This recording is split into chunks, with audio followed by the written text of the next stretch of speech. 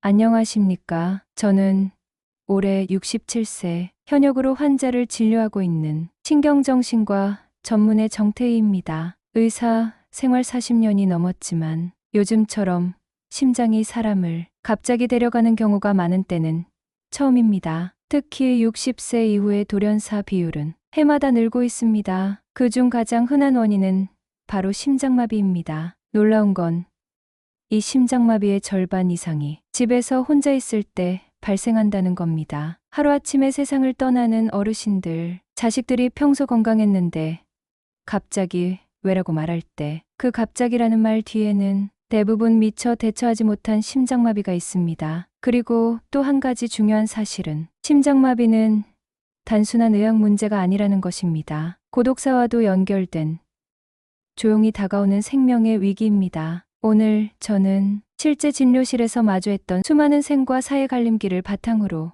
혼자 있을 때 심장마비가 왔을 경우 1분 안에 생존 확률을 3배 높이는 방법 5단계로 알려드리겠습니다. 반드시 마음에 새겨야 할 것이 한 가지 있습니다. 준비하면 심장마비는 얼마든지 이겨낼 수 있습니다. 지금부터 말씀드리는 5가지 생존 행동, 그 누구보다 혼자 사시는 어르신과 그런 어르신을 둔 가족분들이 꼭 기억하셔야 합니다. 저는 30년 넘게 병원에서 수많은 환자들을 진료하며 특히 노년기에 나타나는 급성 심장 이상 증상과 마주해 왔습니다. 그런데 그 경험을 종합해보면 심장마비로 쓰러져 심장에 큰 손상이 생기거나 목숨까지 잃게 된 경우가 무엇 때문인지 아십니까? 바로 90%가 넘게 심장마비의 전조 신호를 무시한 것이 원인이었습니다. 관악구에 사시는 69세 권도래 씨는 모처럼 놀러온 친구들을 떠나보내고 집에 혼자 있는데 가슴이 조이는 느낌이 들었습니다. 발도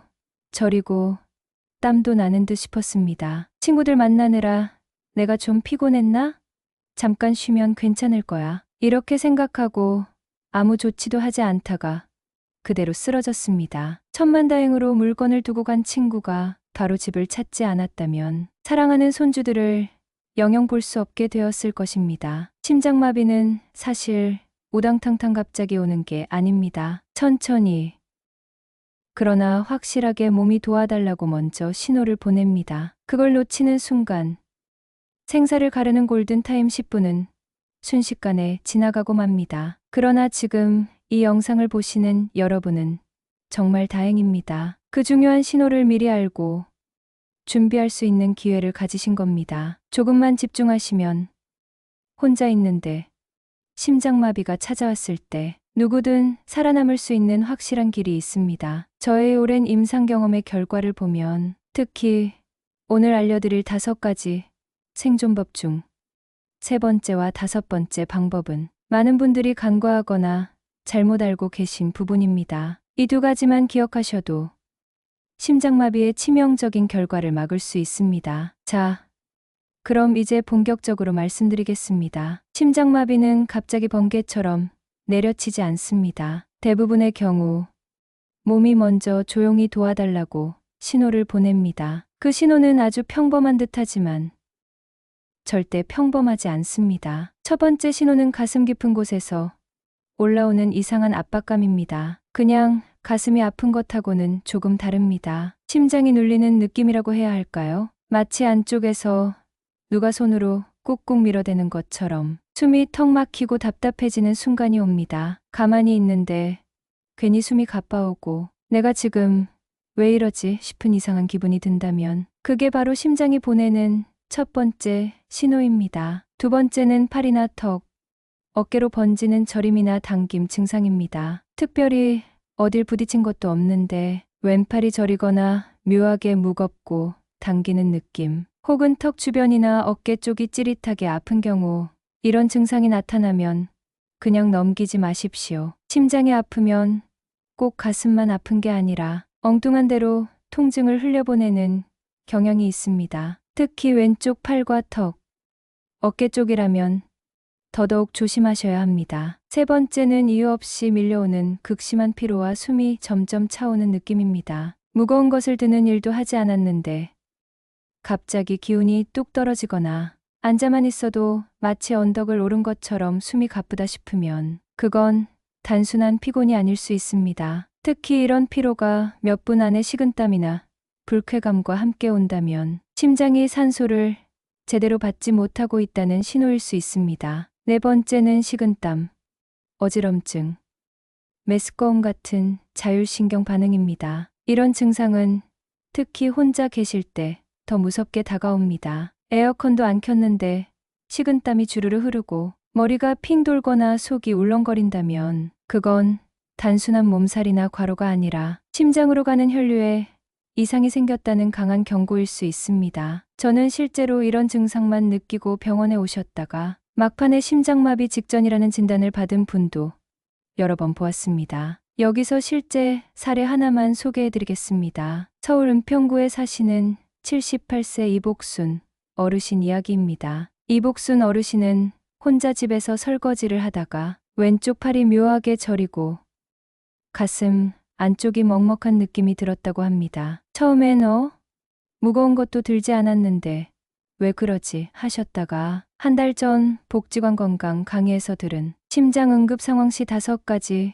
행동 요령에 대한 저의 설명이 떠올랐답니다. 그래서 얼른 설거지를 멈추고 냉장고에 두었던 아스피린을 씹어 드시고 119에 정확한 주소로 신고하신 다음 현관문을 열어두고 소파에 살짝 기대셨습니다. 그 결정 하나가 정말 큰일을 막았습니다. 병원에 도착했을 땐 혈류가 일부 막히는 조짐이 있었지만 심장 손상은 거의 없이 회복하셨습니다. 나중에 저를 다시 찾아와 하신 말씀이 잊히질 않습니다. 선생님, 그날 복지관에서 들은 이야기 안 떠올랐으면 정말 그대로 가는 줄 알았어요. 여러분, 심장은 절대로 그냥 멈추지 않습니다. 반드시 몸은 먼저 말합니다. 문제는 우리가 그 말을 들을 준비가 되어 있느냐는 겁니다. 지금 들으신 이 4가지가 바로 심장이 마지막으로 보내는 구조 요청일 수 있습니다. 이 중 단 하나라도 느껴지신다면 그날은 절대 무리하지 마시고 곧바로 생존 행동으로 들어가셔야 합니다. 이제부터 말씀드릴 내용은 저 정태희가 수십 년 동안 응급실과 외래에서 수없이 확인한 생존 행동 규칙들입니다. 혼자 있는데 심장마비가 찾아왔을 때 이 5가지만 대처하셔도 소중한 생명을 건질 수 있습니다. 첫 번째 단계는 하던 행동을 바로 멈추고 안정된 자세로 기대는 것입니다. 모든 행동을 멈추는 것. 이것이 심장에 이상 신호가 왔을 때 가장 먼저 해야 할 일입니다. 심장에 무리가 갈 수 있는 모든 움직임을 곧바로 중단하셔야 합니다. 걸어가다가도, 서 있다가도, 요리하다가도 즉시 멈추어야 합니다. 그런 다음 벽이나 소파에 등을 기대고 몸을 안정시키는 게 최우선입니다. 예를 들어 병원이 가까우니까 차를 몰고 얼른 병원에 가서 진료를 받아 보아야겠다고 행동하는 것은 돌이킬 수 없는 치명적인 실수를 저지르는 것입니다. 명심하세요. 처음 1, 2분이 생사를 가르는 시간입니다. 두 번째 단계는 복용하던 심장약이 있다면 즉시 먹으세요. 없다면 아스피린을 먹으세요. 이때 중요한 것은 아스피린을 천천히 씹어 먹는 겁니다. 그냥 먹지 않고 씹어 먹는 게 중요합니다. 아스피린은 심장 혈관 속의 혈전을 녹이는데 결정적인 역할을 합니다. 그런데 아스피린은 그냥 먹는 것보다 씹어 먹을 때 약효가 5배 이상 빠르게 나타납니다. 다른 약은 필요 없습니다. 일반 아스피린 한 알이면 충분합니다. 단, 아스피린 알레르기가 있으신 분들은 이 단계를 건너뛰셔야 합니다. 그 경우는 바로 다음 단계로 넘어가시면 됩니다. 세 번째 단계는 가족이 아니라 119에 전화를 걸어 신속한 구조를 요청하는 것입니다. 반드시 기억하세요. 가족이 아니라 119에 연락하는 것이 가장 먼저입니다. 가족에게 먼저 연락해서 이 이야기 저 이야기 장황하게 나누다가 결국 의식을 잃고 죽음의 문턱을 넘어간 분들이 의외로 많이 있습니다. 그리고 또 그만큼 중요한 것이 있습니다. 119를 부를 때는 무슨 동, 무슨 아파트, 몇 차, 몇 동, 몇 호입니다. 하고 주소를 또박또박 정확히 말해줘야 합니다. 그래야 구급대원이 헤매지 않고 바로 도착할 수 있습니다. 심장마비는 아주 무섭습니다. 그래서 골든타임이 중요합니다. 심장마비가 왔을 때 생존 가능 최고 구간은 0에서 4분입니다. 이 시점까지는 즉각적인 응급조치로 뇌 손상 없이 회복할 수 있는 가능성이 높습니다. 심장 근육도 아직 괴사되기 전, 그러니까 죽기 전 단계에 있어 시술 후 회복 가능성이 높습니다. 심장마비가 와서 5분이 지나가면 사정이 달라집니다. 5분이 지나면 심장이 손상되기 시작하고 10분이 지나면 뇌세포가 죽기 시작합니다. 15분이 넘으면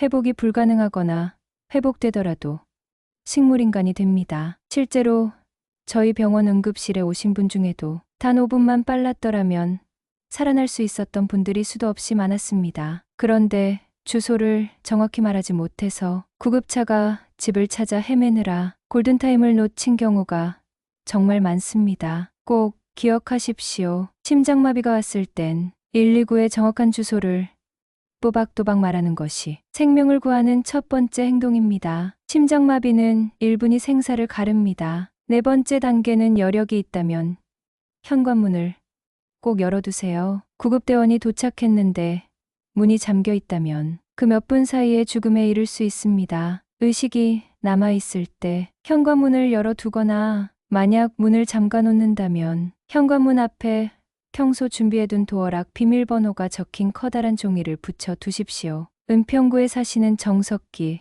어르신은 현관문에 심장마비가 온 것 같습니다. 비밀번호 땡땡땡땡이라고 쓴 종이를 붙여두셨습니다. 그 덕분에 도착한 구급대원이 바로 집에 들어가 응급조치를 할 수 있었고 의식이 없었던 어르신을 구해낼 수 있었습니다. 반면 서울 강동구에 사시던 정문석 74세 어르신은 심장 통증을 느끼고 쓰러지셨지만 현관문이 잠겨 있고 비밀번호를 적어놓지 않아 구급대원이 진입하는데 15분이 걸렸습니다. 문을 부수고 들어갔을 땐 이미 의식을 잃은 상태였고 심장 손상이 심해져서 회복 후에도 일상생활이 어려운 상태로 남게 되었습니다. 저는 그 사례를 생각할 때마다 그저 종이 한 장만 붙여뒀더라면 하는 생각을 놓을 수가 없습니다. 다섯 번째 단계는 상체는 살짝 일으키고 다리는 약간 올린 상태에서 기대어 앉는 것입니다. 똑바로 눕는 것보다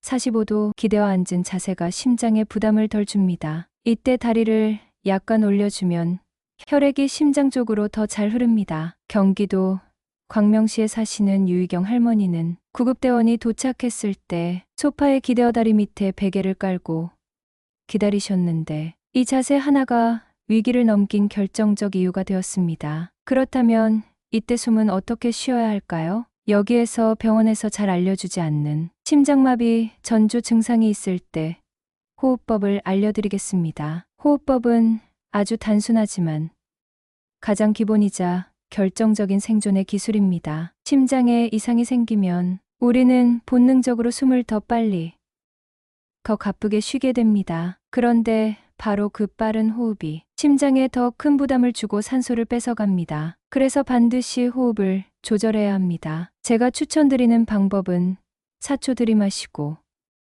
6초 내쉬는 호흡입니다. 숨을 천천히 들이마시고 조금 더 천천히 길게 내쉽니다. 이 원칙만 지키셔도 심장은 한결 편해집니다. 좀 더 자세히 알려드리겠습니다. 먼저 입을 다물고 코로 4초 동안 숨을 들이마십니다. 가슴보다는 배를 살짝 부풀린다는 느낌으로 천천히요. 하나, 둘, 셋, 넷.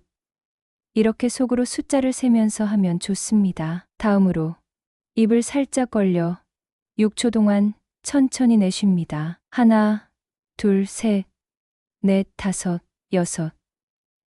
이렇게 속으로 숫자를 세면서 부드럽고 긴 숨을 내보낸다고 생각하십시오. 마지막으로 이 과정을 1분 동안 반복하세요. 숫자를 마음속으로 세면서 호흡하시면 불안도 가라앉고 호흡도 안정되고 심장에 가는 산소 공급도 훨씬 효율적으로 이루어집니다. 왜 이게 중요할까요? 숨을 너무 빠르게 쉬면 혈액 속 이산화탄소가 급격히 줄어들고 혈관이 수축하면서 심장과 뇌로 가는 산소가 오히려 줄어듭니다. 그래서 숨이 찬다고 더 많이 쉬려다 오히려 쓰러지는 경우가 있습니다. 제가 이 방법을 알려드렸던 어르신은 이 호흡법을 5분 동안 반복한 덕분에 도착한 구급대원에게 심장이 안정된 상태로 인계되었고 그 결과 심장 손상이 거의 없이 회복하셨습니다. 기억하십시오. 심장마비가 왔을 때 가장 중요한 건 움직이지 않는 것, 아스피린을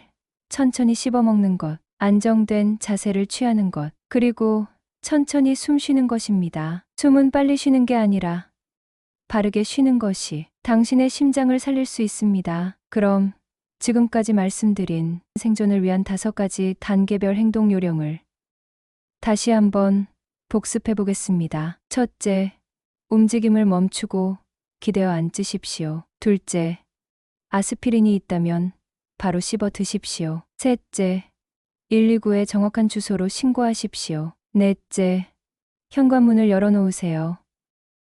만약 문을 닫아놓는다면 비밀번호를 남기십시오. 다섯째, 상체는 기대고 다리는 살짝 올린 채 4초 들이마시고 6초 내쉬는 호흡을 반복하십시오. 이 5가지가 심장마비에서 당신을 살릴 수 있는 생명의 순서입니다. 지금까지 말씀드린 5가지 생존 행동은 심장마비가 이미 왔을 때 반드시 따라야 할 순서입니다. 그런데 한 가지 더 중요한 것이 있습니다. 바로 심장마비가 오기 전에 미리 준비해두는 습관들입니다. 특히 혼자 사시는 어르신에게 꼭 필요한 생존 습관 5가지입니다. 이 작은 준비 하나가 생명을 지키는 열쇠가 될 수 있습니다. 첫째, 문은 쉽게 열릴 수 있도록 준비해 두십시오. 많은 어르신들이 도어락을 사용하시는데 비밀번호를 자기만 알고 계시는 경우가 많습니다. 하지만 심장마비는 갑자기 오고 구급대원이 도착한다고 하더라도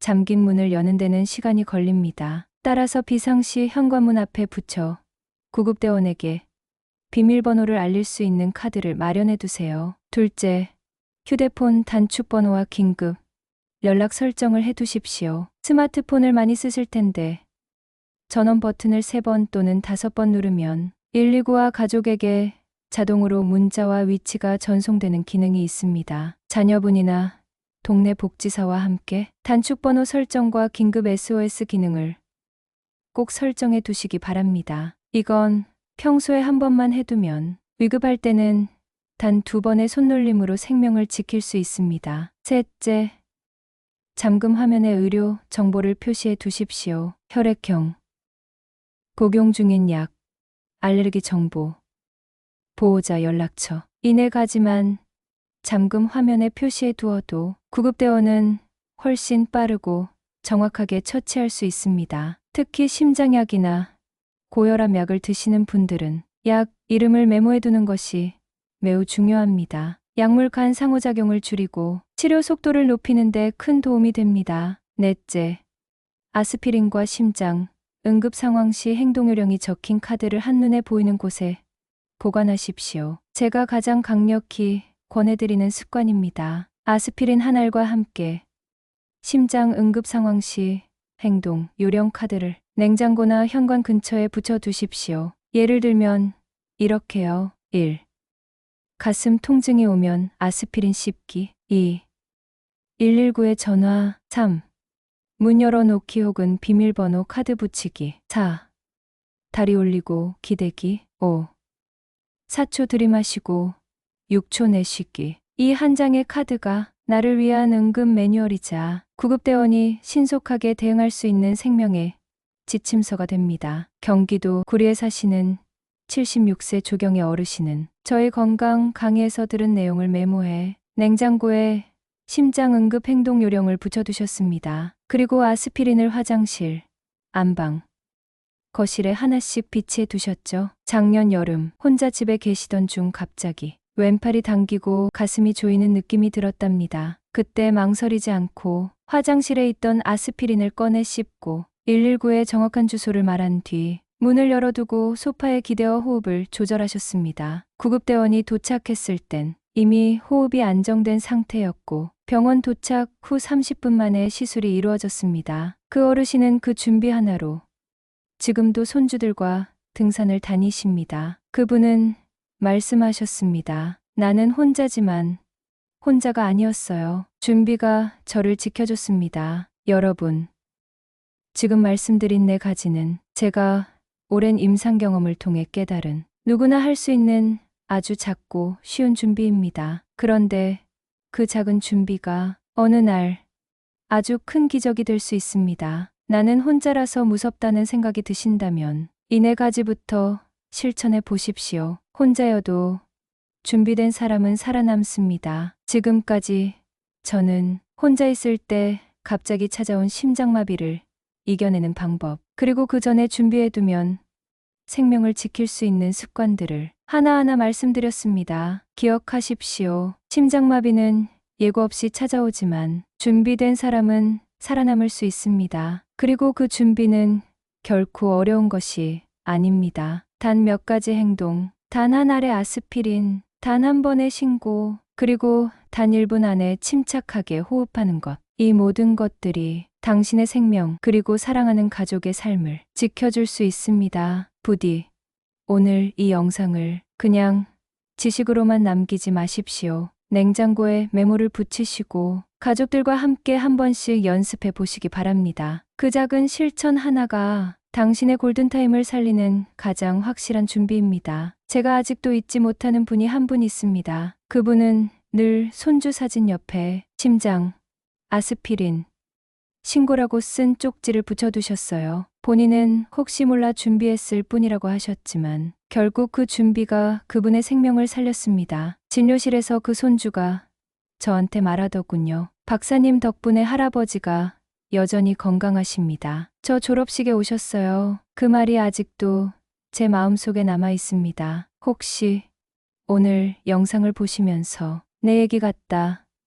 나도 이럴 뻔했다, 이런 생각이 드신 분이 계시다면 지금 댓글에 5단계 행동법 기억하겠습니다라고 적어주세요. 여러분의 한 줄이 누군가에겐 생명을 살리는 메시지가 될 수 있습니다. 그리고 가능하다면 가족들과 이 영상을 꼭 함께 보시길 바랍니다. 나만 아는 게 아니라 서로 준비해야 함께 살아낼 수 있습니다. 마지막으로 저는 한 사람의 의사로서 여러분께 꼭 이 말을 남기고 싶습니다. 당신은 혼자가 아닙니다. 이 영상을 본 지금 이 순간부터 당신은 이미 누군가의 생명을 살릴 수 있는 지혜를 가진 사람입니다. 건강한 오늘이 내일을 지키는 힘이 됩니다. 감사합니다. 좋아요와 구독은 큰 힘이 됩니다. 저는 신경정신과 전문의 정태희였습니다.